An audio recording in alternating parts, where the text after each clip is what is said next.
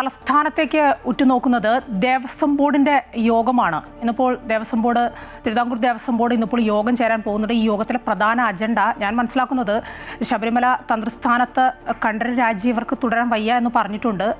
അദ്ദേഹത്തിന് ശാരീരിക പ്രശ്നങ്ങളൊക്കെ പറഞ്ഞിട്ടുണ്ട്. ഒപ്പം മകൻ ബ്രഹ്മദത്തനെ ആക്കണമെന്നൊക്കെ അദ്ദേഹം ആവശ്യപ്പെട്ടിട്ടുണ്ട്. ആ കാര്യത്തിൽ ഒരു തീരുമാനം അത് ഇന്നത്തെ ബോർഡ് യോഗത്തിൽ ഉണ്ടാകുമെന്ന് പ്രതീക്ഷിക്കാം അല്ലേ?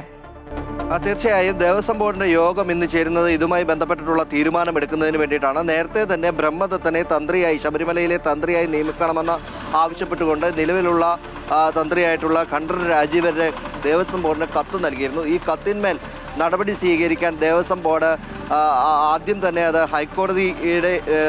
ഹൈക്കോടതിയുടെ സംഘത്തിന് നൽകുകയും ചെയ്തു. എന്നാൽ ഹൈക്കോടതി ഇക്കാര്യത്തിൽ തീരുമാനമെടുത്തത് ദേവസ്വം ബോർഡിന് തന്നെ ഇക്കാര്യത്തിൽ തീരുമാനമെടുക്കാം എന്നൊരു നിലപാട് സ്വീകരിക്കുകയായിരുന്നു. അതിനുശേഷമാണ് ഇപ്പോൾ ദേവസ്വം ബോർഡിൽ നിന്ന് യോഗം ചേരുന്നത്. ഈ യോഗത്തിൽ ഇത് സംബന്ധിച്ചുള്ള അന്തിമ തീരുമാനമെടുക്കും. കാരണം താഴ്മൺ മഠത്തിനാണ് ശബരിമലയിലെ താന്ത്രിക അവകാശമുള്ളത്. അതിൽ തന്നെ 2 പേരാണ് ഈ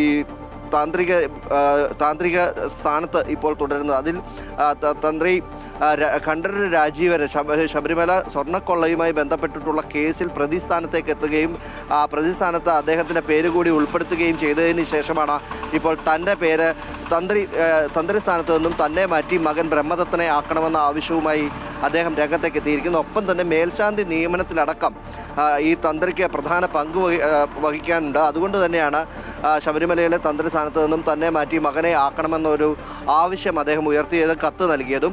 ആ കത്ത് പരിഗണിച്ചുകൊണ്ട് എന്തിനായാലും ഇക്കാര്യത്തിലൊരു തീരുമാനത്തിലേക്ക് ദേവസ്വം ബോർഡ് ഇതിനോടകം തന്നെ എത്തിയിട്ടുണ്ട് എന്നത് തന്നെയാണ്. ബ്രഹ്മദത്തൻ തന്നെ കണ്ഠരര് രാജീവന് പകരം മകൻ ബ്രഹ്മദത്തൻ തന്നെ തന്ത്രിയായേക്കും എന്ന സൂചനയാണ് ലഭിക്കുന്നത്. എന്തിനായാലും ഇന്ന് ചേരുന്ന യോഗത്തിൽ ഇത് സംബന്ധിച്ച തീരുമാനമുണ്ടാവുകയും ചെയ്യും.